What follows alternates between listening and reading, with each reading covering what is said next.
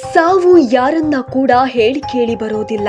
ನಮ್ಮ ಜೀವನದಲ್ಲಿ ಯಾರಾದ್ರೂ ಹೋಗ್ತಾ ಇದ್ರೆ ಅವರನ್ನ ತಡೆ ಹಿಡಿದು ನಮ್ಮ ಜೀವನದಲ್ಲಿ ಇರು ಎಂದು ಕೇಳಿಕೊಳ್ಳಬಹುದು. ಆದ್ರೆ ಕರೆದುಕೊಂಡು ಹೋಗುತ್ತಿರುವವನು ಮೇಲಿರುವವನಾದರೆ ನಾವು ಎಂತಹ ಸಾಹಸವನ್ನ ಮಾಡಿದರೂ ಕೂಡ ವಾಪಸ್ ಕರೆಸಿಕೊಳ್ಳಲು ಸಾಧ್ಯವೇ ಆಗೋದಿಲ್ಲ.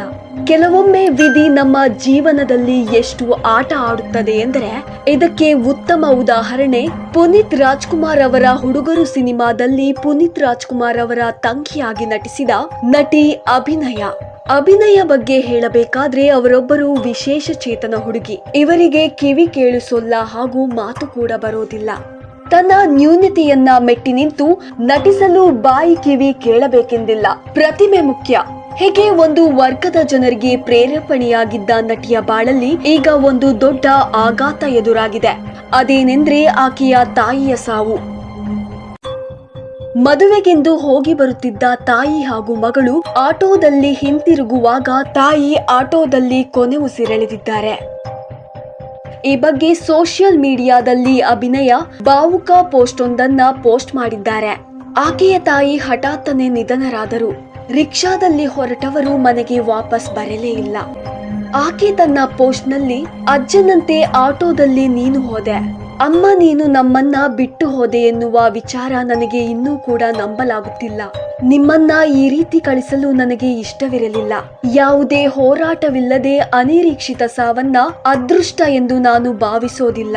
ನೀವು ನೆಮ್ಮದಿ ಸಾವು ಬರಲಿ ಎಂದು ಪ್ರಾರ್ಥಿಸುತ್ತಿದ್ರಿ. ನಿಮ್ಮ ಆಸೆಯನ್ನ ಪೂರೈಸುವುದನ್ನ ಬಿಟ್ಟು ದೇವರಿಗೆ ಬೇರೆ ಆಯ್ಕೆ ಇರಲಿಲ್ಲ.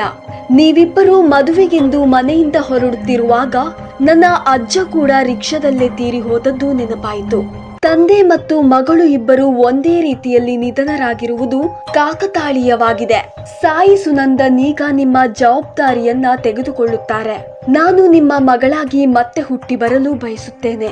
ನೀವು ಎಂದೆಂದಿಗೂ ನಮ್ಮೊಂದಿಗೆ ಇರುತ್ತೀರಾ ಎಂದು ಅಭಿನಯ ಬರೆದಿದ್ದಾರೆ. ಅಭಿನಯ ಹೆಸರಿಗೆ ತಕ್ಕಂತೆ ಅಭಿನಯತ್ರಿ.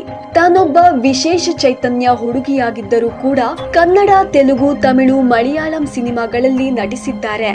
ಅಭಿನಯ ಅಪಾರ ಅಭಿಮಾನಿ ಬಳಗವನ್ನ ಹೊಂದಿದ್ದಾರೆ. ಕನ್ನಡದಲ್ಲಿ ಪುನೀತ್ ರಾಜ್ಕುಮಾರ್ ಅಭಿನಯದ ಹುಡುಗರು ಸಿನಿಮಾ, ತೆಲುಗಿನ ಶಂಭು ಶಿವಶಂಭು, ಸೀತಮ್ಮ ವಾಕಿಟ್ಲೋ, ಸಿರಿಮಲ್ಲೆ ಚೆಟ್ಟು, ಡಮರುಕಂ, ಸೀತಾರಾಮಂ, ರಾಜುಗಾರಿ ಗದಿಟು, Mark Antony, Neninthe, King, Dammu, the family star ಸೇರಿದಂತೆ ಹಲವಾರು ಸಿನಿಮಾಗಳಲ್ಲಿ ನಟಿಸಿದ್ದಾರೆ. ಇಂಥ ಅದ್ಭುತವಾದ ಪ್ರತಿಭೆಗೆ ನಿಜವಾಗ್ಲೂ ದೊಡ್ಡದೊಂದು ಸಲಾಂ ನೀಡಬೇಕು. ಕಲೆ ಎನ್ನುವುದು ಯಾರಪ್ಪನ ಸ್ವತ್ತು ಅಲ್ಲ ಅನ್ನೋದನ್ನ ಈ ನಟಿ ತೋರಿಸಿಕೊಟ್ಟಿದ್ದಾರೆ. ತಾಯಿಯನ್ನ ಕಳೆದುಕೊಂಡು ಅಭಿನಯ ದುಃಖದಲ್ಲಿದ್ದಾರೆ. ಆಕೆಯ ನೋವನ್ನ ಭರಿಸುವ ಶಕ್ತಿ ದೇವರು ನೀಡಲಿ ಹಾಗೂ ಅಭಿನಯ ಅವರ ತಾಯಿಯ ಆತ್ಮಕ್ಕೆ ಶಾಂತಿ ಸಿಗಲಿ ಎಂದು ಅವರ ಅಭಿಮಾನಿಗಳು ಪ್ರಾರ್ಥಿಸುತ್ತಿದ್ದಾರೆ.